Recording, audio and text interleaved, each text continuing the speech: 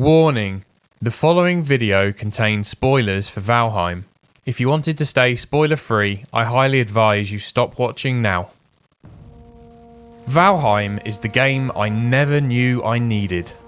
It came along at the perfect time in my life, when I was deep in the midst of a mental health crisis from which I had been struggling to emerge from even before the real world isolated me even more than I had already isolated myself. I had never been a fan of survival games before. Despite being intrigued by their narrative and gameplay premise, my past experience with them told me that they were both brutal and unforgiving in a way that just causes me too much anxiety to want to keep playing. So, when I first heard about Valheim through Carnage speaking on the Drop Frames talk show on Twitch, I was intrigued but very quick to write it off. However, the more I listened, the more I felt a pull towards giving the game a try.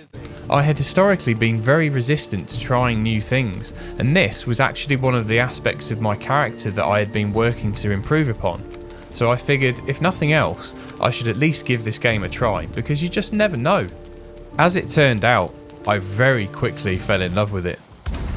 There was a moment, somewhere between running away from a skeleton for an entire night trying to formulate a strategy because I hadn't finished building my first shelter yet and I didn't know how the combat worked, and then killing a deer for the first time, that I had my first complete shelter, a place that would later grow to be an instrumental part of the first settlement I'd build, that I was sat next to my fire, just cooking some meat, and I just thought, this is perfect.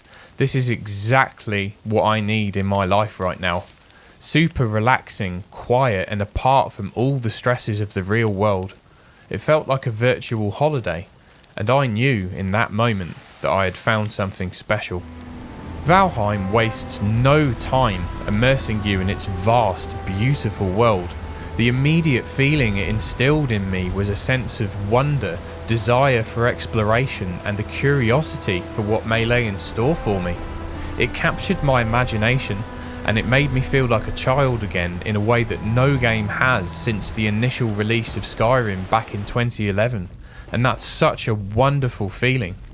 Both games sate my natural curiosity and tendency for adventure in a way that games rarely do, particularly in this age of gaming where developers seem to be so anxious that every player experiences every piece of content available, that playing games just becomes a box-ticking exercise as you are overwhelmed with endless icons and directions and tutorials, where games practically play themselves.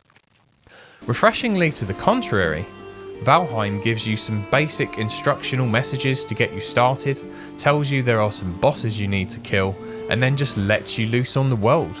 A formula which lends itself perfectly to the immersion factor of this game.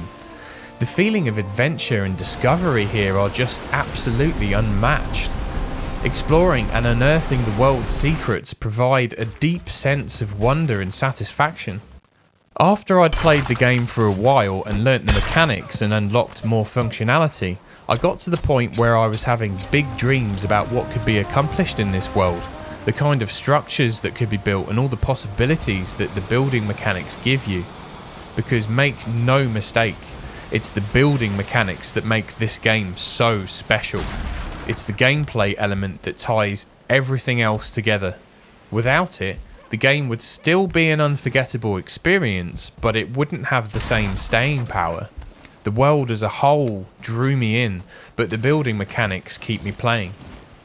This is partially because there are no artificial barriers to how you can build things. I'm looking at you, Fallout 4. Oh, that one could work. Yeah. Yep.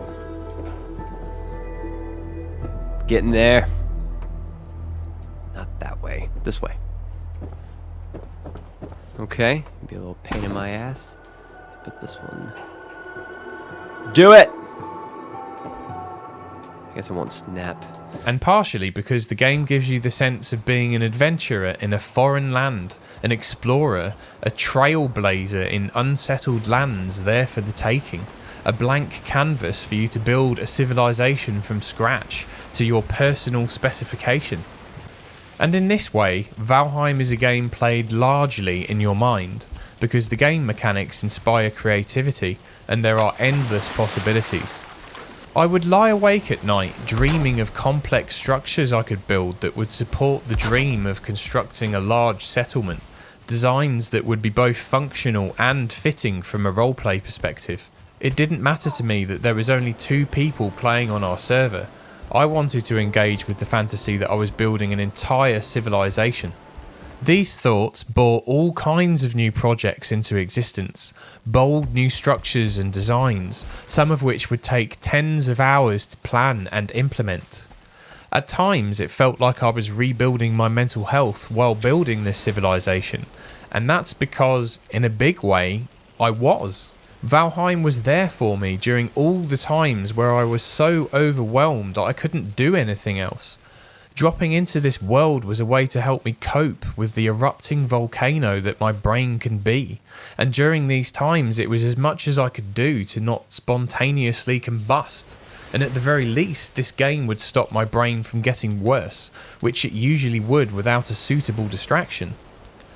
The beauty and immersion factor of the world itself, and how relaxing a world it is to occupy, made it a pleasure to spend time inside, as well as helping me feel like if the rebuilding of my real life was at a standstill, the building of this virtual life was positively flourishing, and it gave me a sense of achievement that I was unable to find in real life.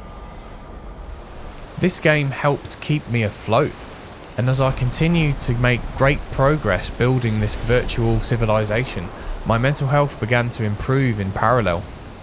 The developers' decision to not include NPCs in the game had a role to play in this too. Having personally experienced much trauma at the hands of other human beings, there was something cathartic about being dropped into a whole new world completely devoid of them, where there really isn't anything that reminds me of the real world.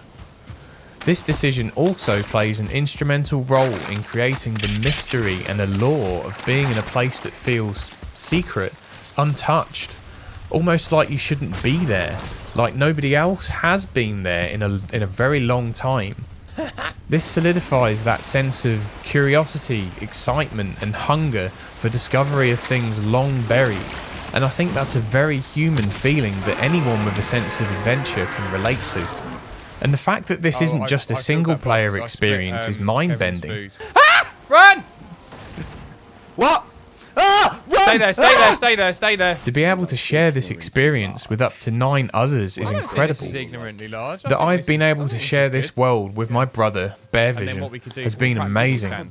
And it's been something I feel has even helped us strengthen our connection, to be able to inhabit and embody this world together, bringing to life our combined creative vision.